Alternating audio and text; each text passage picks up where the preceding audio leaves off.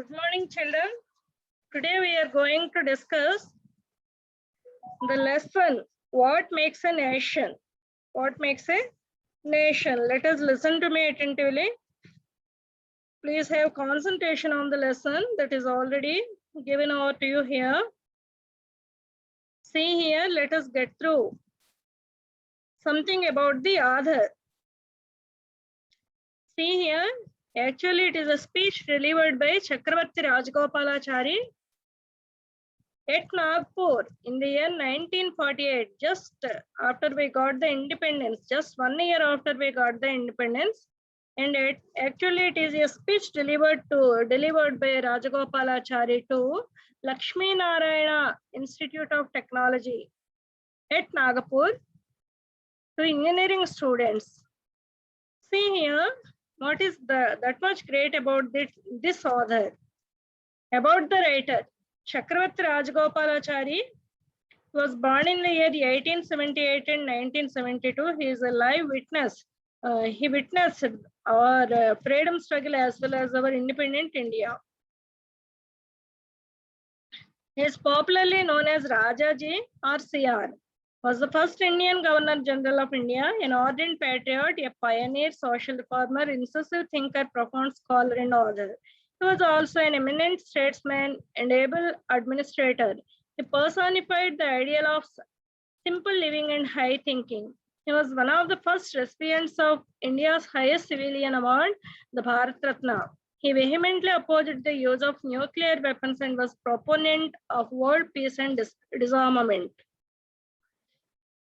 An accomplished writer both in his mother tongue Tamil and English, Rajagopalachari wrote an abridged retelling of the Mahabharata and the Ramayana and also books on the Bhagavad Gita and the Upanishads.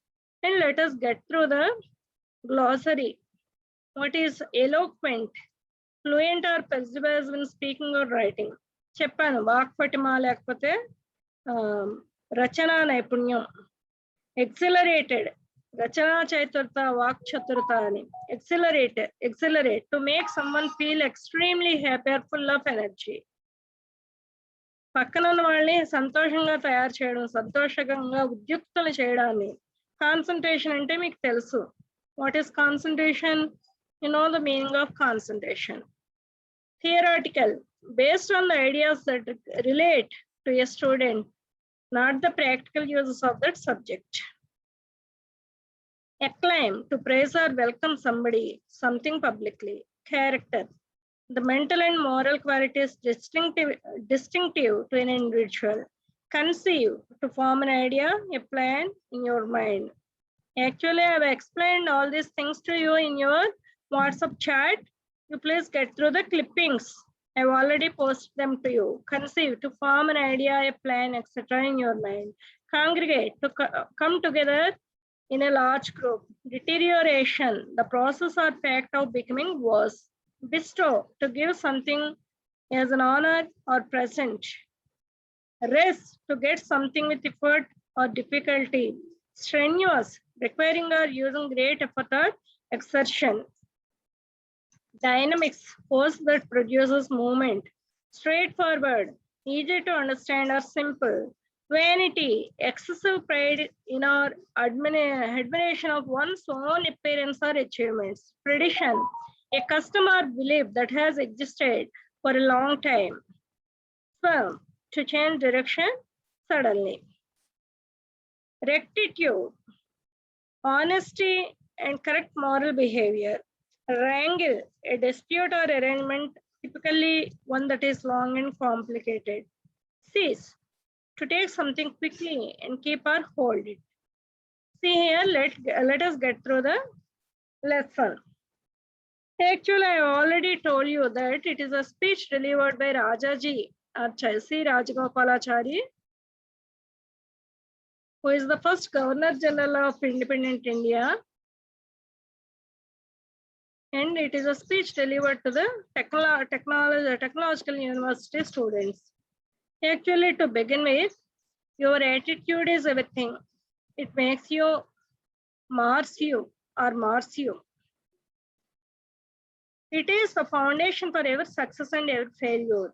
Attitude determines the state of the world you live in. Attitude makes habit, makes character, and character makes a nation.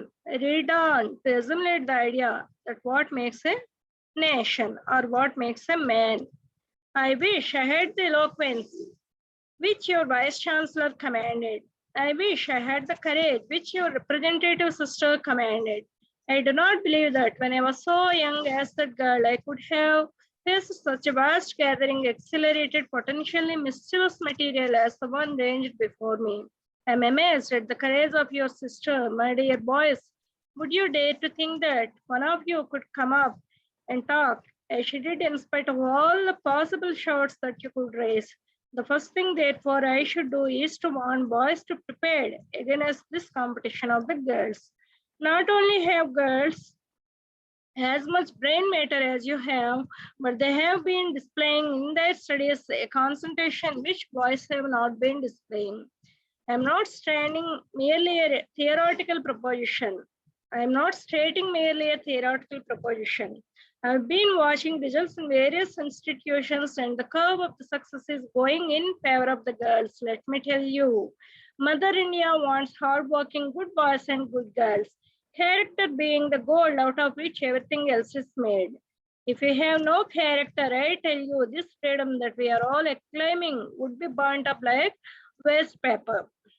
Actually, it is a speech delivered just at the beginning of our independence. Actually, he is making the students, he is encouraging the students to come out of their shells and build up their character and in order to build up the independent India in a successful and great manner. Actually, he is telling the students to build up their character. Why character is needed? Actually, I have explained to you in the previous class. Let us get through the lesson. Here he is praising the vice chancellor as well as the representative girl, and he is challenging the boys to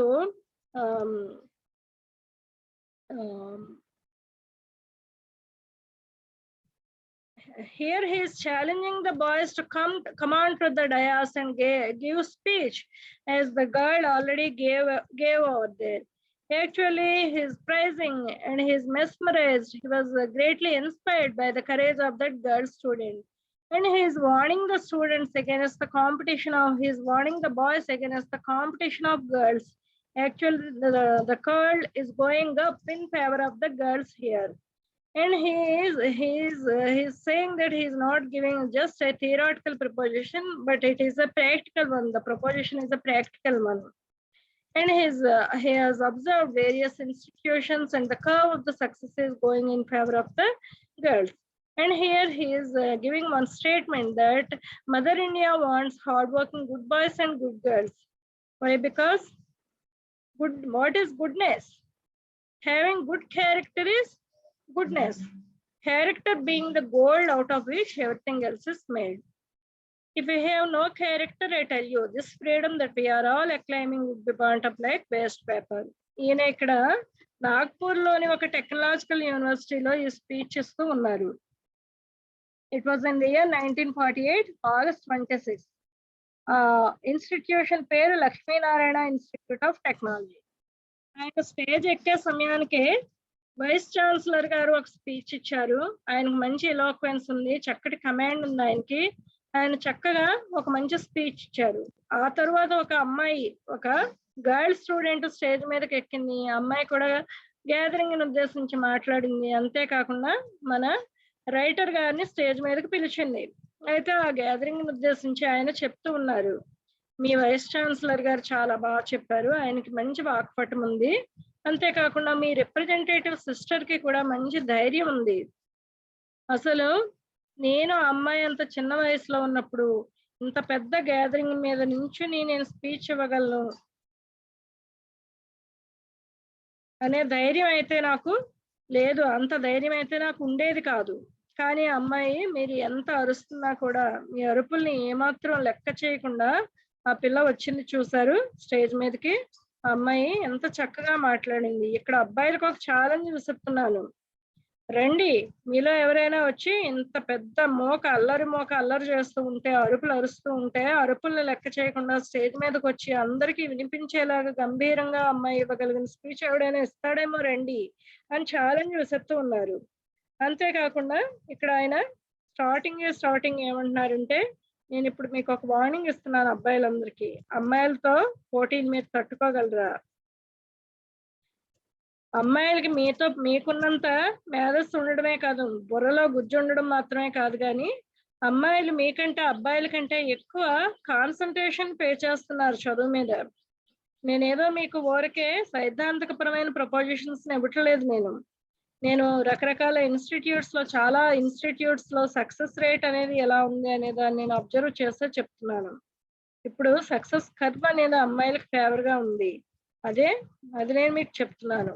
ఈ రోజు భారత మాతకి కష్టించి పనిచేసే అబ్బాయిలు అమ్మాయిలు కావాలి. Character అనే బంగారంతో దేన్నైనా తయారు చేయొచ్చు.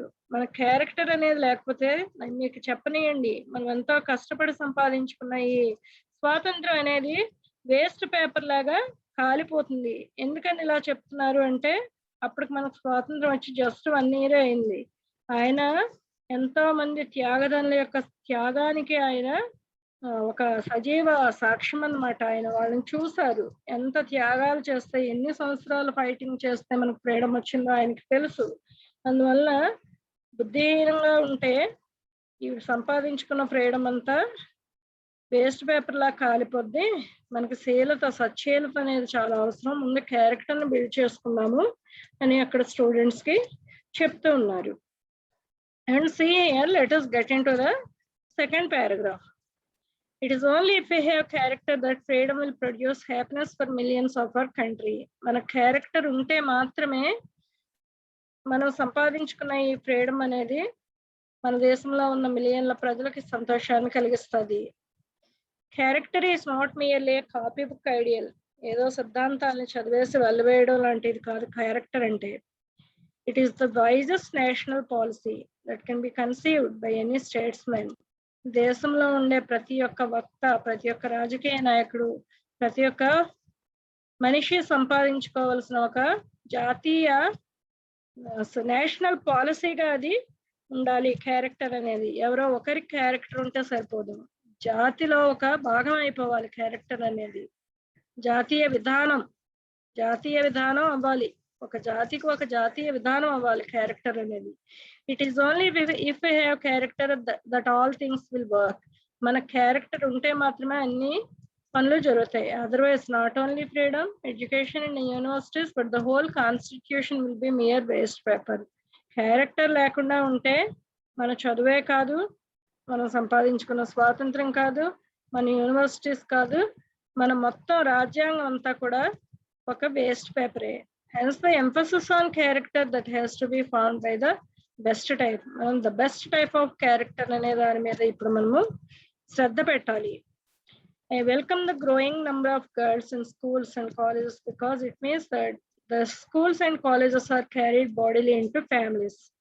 నేను ఇప్పుడు కాలేజెస్ లో, స్కూల్స్ లో, యూనివర్సిటీలో అమ్మాయిలు ఎక్కువ మంది చేరాలి, అమ్మాయిలు ఎక్కువ మంది విద్యావంతులు అవ్వాలని నేను కోరుకుంటూ ఉన్నాను. ఎందుకంటే రేపు పొద్దున ఈ అమ్మాయిలే కుటుంబాలుగా రూపాంతరం చెందుతారు. We will not need to multiply universities if only mothers are all university products. మనం యూనివర్సిటీస్ ని అభివృద్ధి చేసుకుంటూ పోనక్కర్లేదు. యూనివర్సిటీలని కుప్పలు తెప్పలుగా కట్టుకుంటూ పోనవసరం లేదు. ఎప్పుడంటే ఇంట్లో ప్రతి తల్లి యూనివర్సిటీలో చదువుకున్న తల్లి అయితే, యూనివర్సిటీలో చదువుకున్న తల్లుల్ని మనం ప్రొడ్యూస్ చేయగలిగితే ప్రతి ఇల్లు ఒక యూనివర్సిటీయే అవుతుంది. ఊరికే యూనివర్సిటీలను కట్టవలసిన అవసరం ఉండదు. Then every home will itself be university. తల్లి యూనివర్సిటీ విద్యావంతురాలైతే, తల్లి విశ్వవిద్యాలయంలో చదువుకున్నదైతే తప్పనిసరిగా ప్రతి కుటుంబం కూడా ఒక యూనివర్సిటీయే, ఒక విశ్వవిద్యాలయమే అవుతుంది. All boys and girls that have to be looked after will be looked after from the earliest stages in the home by a worthy principal. రేపు పొద్దున చక్కగా పెరగవలసిన యువతి యువకులు, చక్కగా పెరగవలసిన బాలబాలికలందరూ కూడా పుట్టిన దగ్గర నుండి ఇంటిలోనే వాళ్ళ జీవితం మొదటి దశల్లోనే కుటుంబంలో ఒక విలువైన ప్రిన్సిపల్, వర్ది ప్రిన్సిపల్ అంటే ఒక ఎంతో విలువ కలిగిన ఒక గొప్ప ప్రిన్సిపల్ చేత కుటుంబం నడిపించబడుతూ ఉంటుంది. పిల్లలు ఒక గొప్ప ప్రిన్సిపల్ యొక్క నాయకత్వంలో లేకపోతే ఆమె యొక్క డిసిప్లైన్ లో వాళ్ళు సంరక్షించబడుతూ ఉంటారు. Namely the mother of the family who is the principal worthy principal of the institution of family the university of family. Mother is the principal mother is the principal of this institution the family institution. తల్లే అక్కడ కుటుంబానికి నాయకురాలు. తల్లే ఒక గొప్ప principal కుటుంబంలో, ఎందుకంటే ఆమె యూనివర్సిటీ ప్రొడక్ట్ కాబట్టి. Do you then doubt the evaluation? I make that every girl graduate is worth 5 boy graduates, taking the average of a family to be 5. ఒక కుటుంబంలో 5 సభ్యులు ఉంటారు అని మనం అనుకుంటే తల్లి ఒక ప్రతి అమ్మాయి కూడా గ్రాడ్యుయేట్ అయితే ఆ అమ్మాయి కుటుంబంలో 5 గ్రాడ్యుయేట్స్ గా తయారు చేయగలదు. ఎందుకంటే తల్లి అనే ఒక ప్రిన్సిపల్ యొక్క ఆధ్వర్యంలో పిల్లలు సంరక్షణలో, తల్లి యొక్క ప్రిన్సిపల్ యొక్క యూనివర్సిటీలో చదువుకున్న తల్లి యొక్క సంరక్షణలో పిల్లలు పుట్టిన దగ్గర నుండి పెరుగుతారు. కాబట్టి కుటుంబంలో ఉన్న 5 సభ్యులు కూడా గ్రాడ్యుయేట్సే అవుతారు, ఎందుకంటే తల్లి గ్రాడ్యుయేట్ కాబట్టి అని చెప్తూ ఉన్నారు. Why did Rajaji appreciate girls? Rajaji గారు అమ్మాయిలను ఎందుకు అప్రిషియేట్ చేస్తున్నారు? What does mother India want? Mother ఇండియాకి ఏం కావాలి? What is the importance of character? Character యొక్క ప్రాముఖ్యత ఏంటి? How can every home become a university? ప్రతి కుటుంబం ఒక యూనివర్సిటీగా ఎలా తయారవుతుంది? ఇవి మనకి questions. It is only in our country that 10 lakh people can congregate in a small area around a temple and finish a festival without accident. In other places, gatherings such as this will be possible only with organization for preservation of order. Our culture is so ancient and so well established that we can ordinarily have the most difficult congregations without any special arrangements for the preservation of order.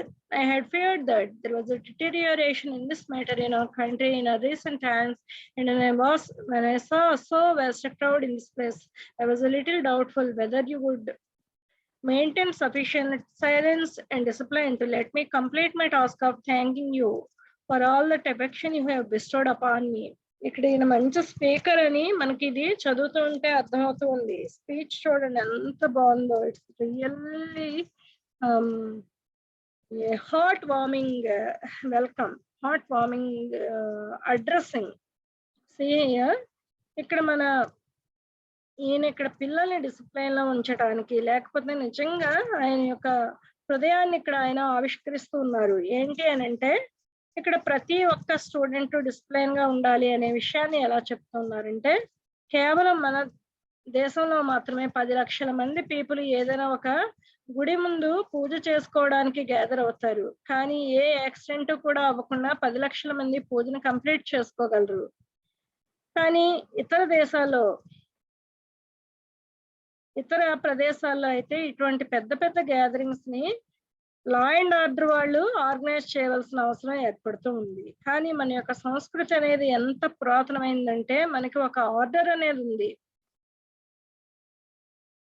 మనకి ఎంత గొప్ప క్లిష్టమైన congregations అయినా కూడా special arrangements కానీ, law and order influence కానీ, interference కానీ లేకుండా మనము చాలా క్రమశిక్షణతో దాన్ని పూర్తి చేసుకోగలం. కానీ ఇక్కడ నా ముందు కూర్చుని ఉన్న ఈ గ్యాదరింగ్ చూస్తూ ఉంటే, లేకపోతే రీసెంట్ ఇయర్స్ లో దేశంలో వస్తూ ఉన్న మార్పులు చూసినట్లయితే ఈ డిసిప్లిన్ అనేది, ఈ కల్చర్ ని పాటించడం అనేది చాలా క్షీణిస్తూ ఉందేమో, దుర్దశలోనికి వెళ్ళిపోతుందేమో అని చెప్పి నాకు చాలా బాధగా ఉంది. అంతేకాకుండా నా ముందు ఉన్న ఈ పెద్ద గ్యాదరింగ్ చూస్తే నాకు డౌట్ వస్తూ ఉంది. ఏంటంటే నేను ఇప్పుడు మీకు థ్యాంక్స్ చెప్పడానికి నేను ఇప్పుడు స్టేజ్ మీదకి వచ్చాను. నా టాస్క్ ఇప్పుడు కంప్లీట్ చేసుకోవాలి కదా. మిమ్మల్ని చూస్తుంటే నా టాస్క్ నేను విజయవంతంగా పూర్తి చేసుకోవడానికి మీరు నా మీద కురిపించిన ప్రేమకి నేను ప్రతిఫలంగా మీకు థ్యాంక్స్ చెప్పుకోవడానికి కావాల్సిన సైలెన్స్ ని, డిసిప్లైన్ ని మీరు మెయింటైన్ చేస్తారా లేదా అని నాకు డౌట్ గా ఉంది అంటూ ఉన్నారు. He's making the students to maintain silence and discipline over there. ఆయన spokesman. He can give good speeches. He could give good speeches. We are in very serious times because we are free. If we had not got freedom, the task would have been less serious. ఈ రోజు మనం చాలా serious times లో ఉన్నాం, ఎందుకంటే మనం ఇప్పుడు స్వతంత్రం అయ్యాము. మనకి కానీ స్వాతంత్రం వచ్చి ఉండకపోతే మన యొక్క టాస్క్ అనేది తక్కువ సీరియస్ గా ఉండేది. In the old days hour task was only to fight to rest freedom.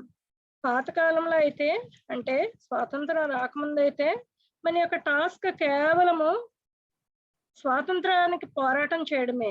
ఎన్క్యూజ్ one another and carry on the work. ఒకరినొకరు ప్రోత్సహించుకుంటూ పురుగొల్పుకుంటూ స్వాతంత్రం సంపాదించుకోవడానికి, ఫైట్ చేయడానికి ఏం చేయాలో మనము ఉద్యుక్తులం అవుతూ ఉండేవాళ్ళం. That was easy as we no.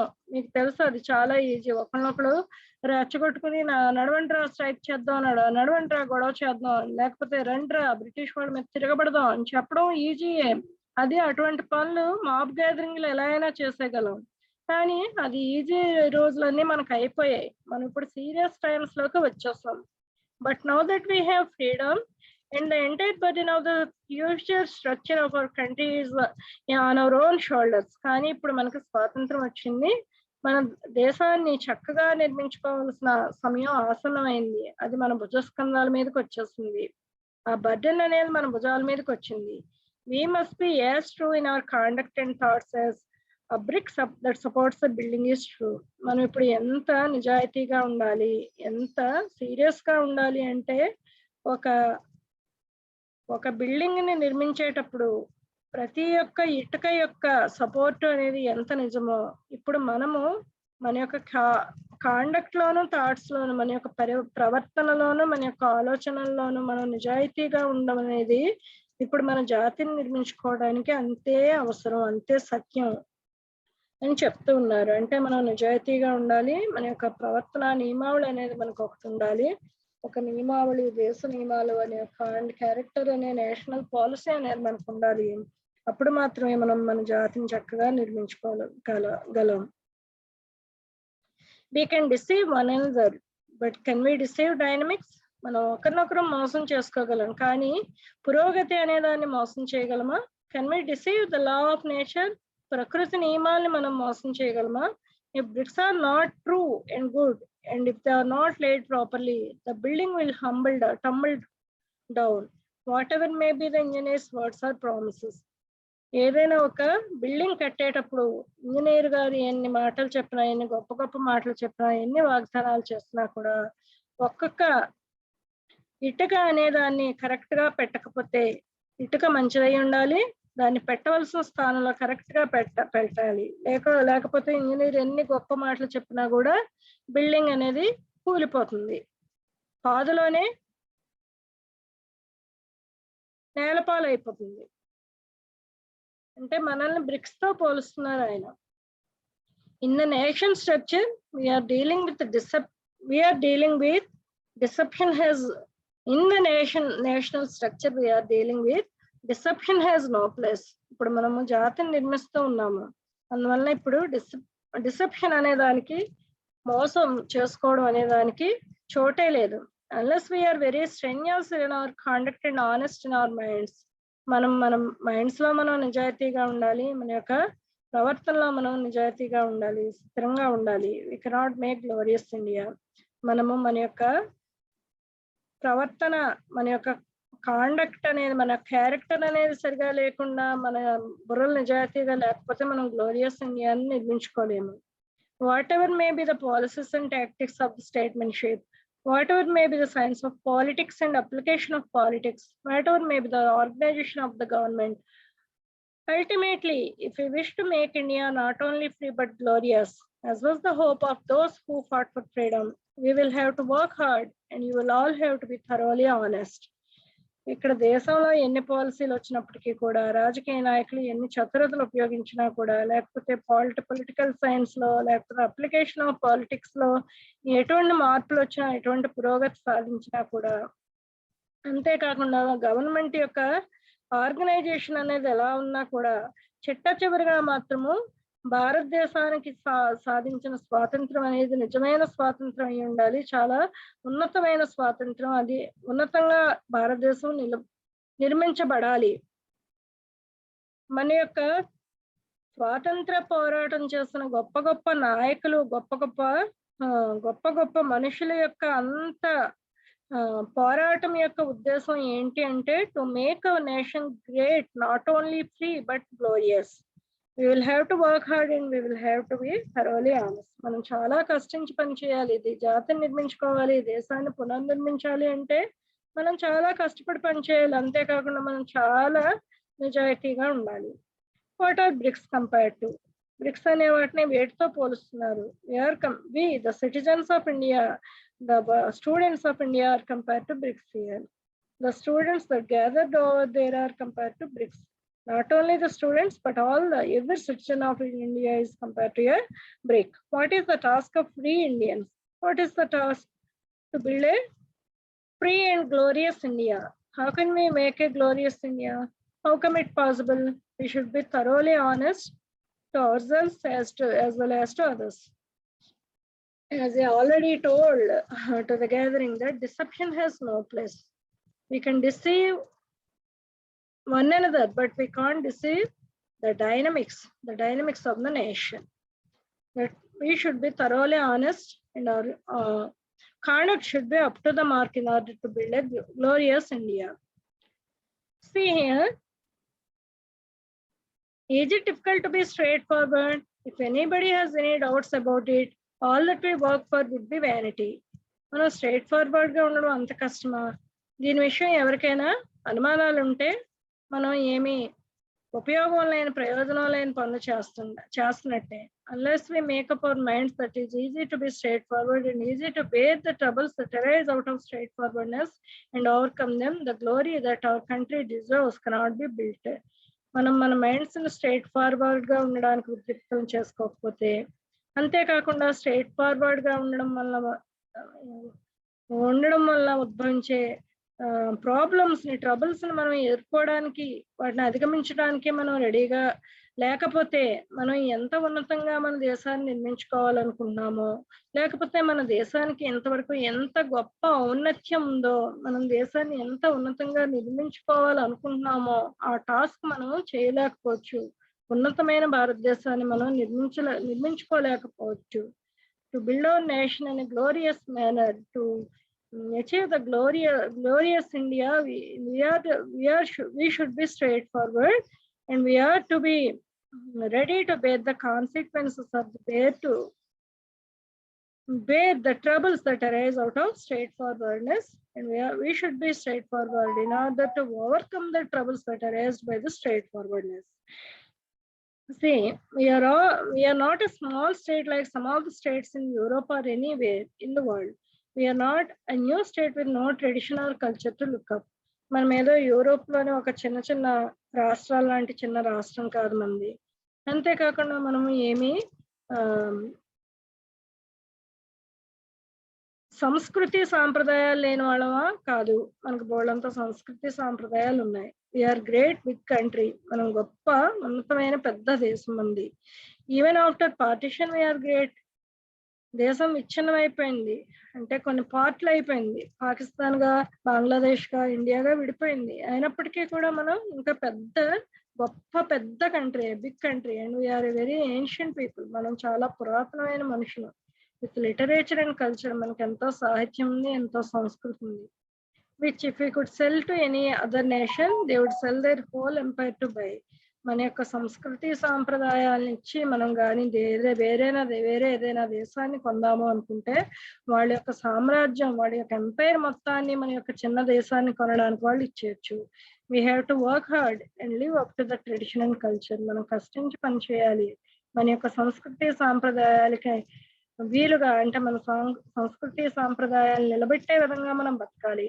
Therefore, friends, take what I say very seriously. అందువల్ల నా స్నేహితులారా, నేను ఇప్పుడు ఏం చెప్తున్నానో దాన్ని మీరు సీరియస్ గా తీసుకోండి. It is easy to be straight forward గా ఉండడం easy. Difficulties that arise in life can always be overcome. జీవితంలో ఎదురయ్యే ప్రతి కష్టాన్ని మనం ఎప్పుడూ అధిగమించవచ్చు. Even if you fail, it will still add to your glory. ఒకవేళ ఫెయిల్ అయినప్పటికీ కూడా అది నీ యొక్క ఉన్నతిని పెంచుతూనే ఉంటుంది. Therefore, let us make up our minds that we shall in no matter strive for the path of rectitude. అందువల్ల మనం ఇప్పుడు ఒక స్థిరమైన నిర్ణయాన్ని తీసుకోవాలి. ఏంటి అంటే మనం ఇప్పుడు గొప్ప 1 minute.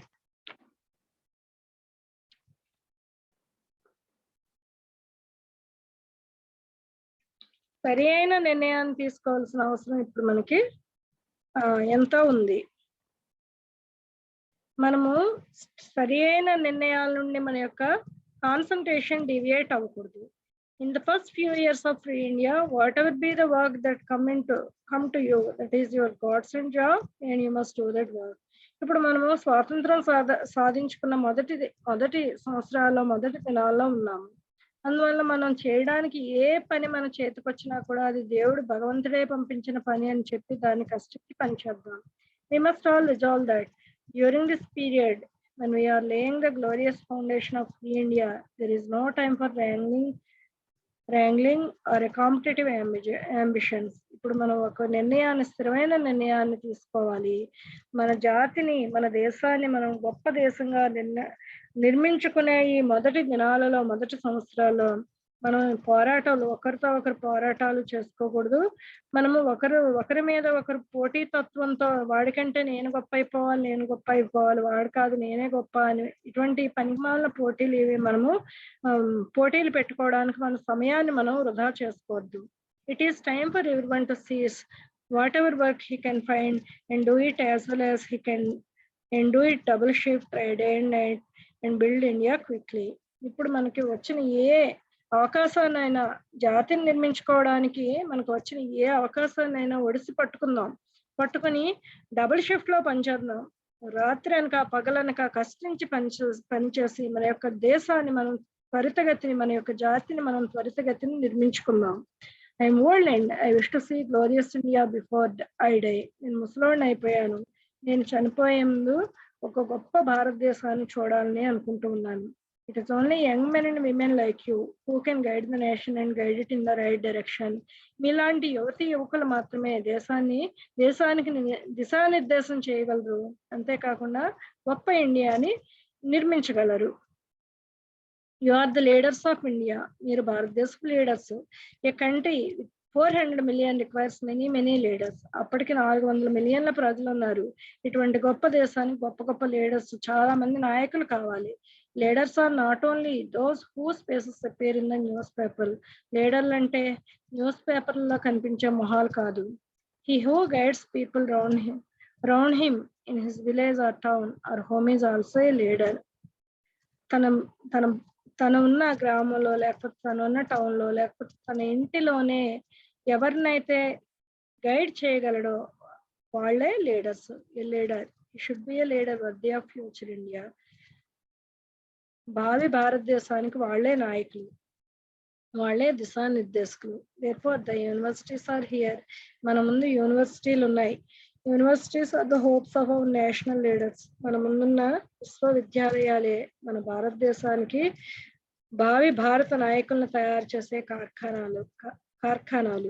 Our government hopes that the universities will produce rapidly year after year thousands and thousands of leaders to guide people right in honesty and work throughout the country.